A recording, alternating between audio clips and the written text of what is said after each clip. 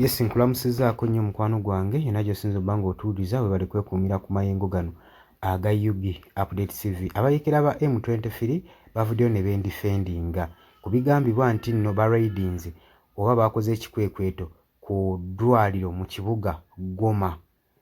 Oli ku UG Update TV kw'osinza obba ng'otuwuliriza we bali kwekuumira ku mayengo gano, ggwe ayagala otweyongako kirira wansi waliwo ekigambo subscribe kikooneko obeerengwa oli wamu naffe. Abali mu diaspora mbalamusizaako nnyo mwebale kubeerako.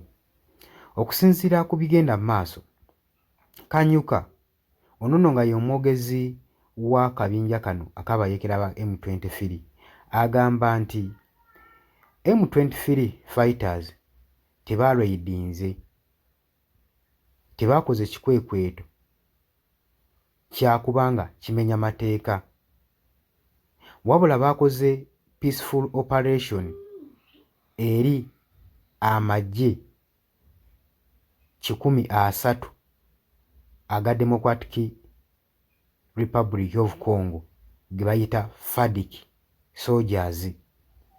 Abo ababadde bakwekeddwa mu ddwaliro, Kanyuka Wato wagamba,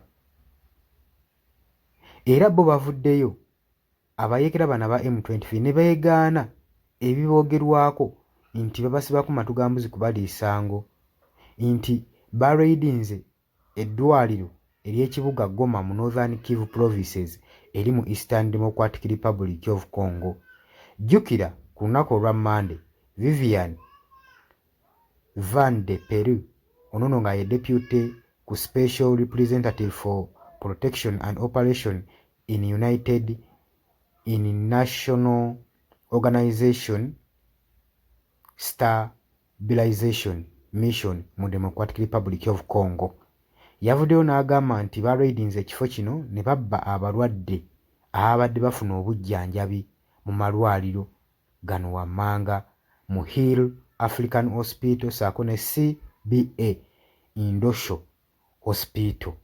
Naye abayeekera bavuddeyo ne babyegaana ne bagamba nti baleme kutisibako matugambuzi tuliisango. Bigambibwa okusinziira ku lunaku olwakusatu, abayeekera ba M23 nga bayita mu political spokesperson Lawrence Kanyuka yaliriizinze statement eraga Peru bye yayogedde nti byabadde tebirina bujulizi ate n'ensonga babadde bagezaako okumanipulatinga, okutondatondawo obujulizi okusobola okulaba nga battattana erinnya lyabwe ng'abayeekera ba M23. Kanyuka agamba nti abayeekera ba M23 abalwanyi bano basazeeko ekifo ekyo mu ngeri ey'eddembe. Operation eno yabadde egendeddwamu okuggyayo abajaasaade b'ekkumye mu ddwaliro 130 ab'eggwanga lya Democratic Republic of Congo nga beekwese mu ddwaliro. Agamba nti bano babadde beekweseyo mu ddwaliro nga balina ebigendererwa bino wammanga. Kanyuka agamba emu yaabwe yabadde yakusekiwalinga ddwaliro na facilities ezo zaadde ziwambiddwa ezasaliddwako abajaasi bano aba Congo.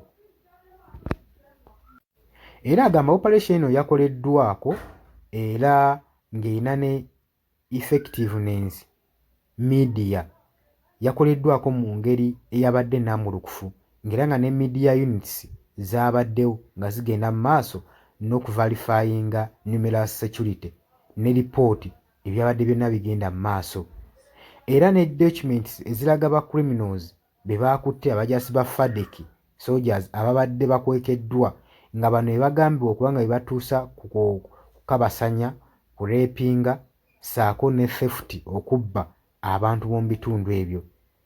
Era Kanyuka agenda maaso n'okujjukiza Peru wa United Nations nti abayeekera ba M23 tebaataakinze ddwaliro lino, wabula Kanyuka agamba nti abayeekera bano ekitongole kino ekya MONUSCO kirina osigala nga kisirise olwa strategic event egenda mu maaso ey'okulaba nga batebenkeza emirembe mu ggwanga erya Democratic Republic of Congo.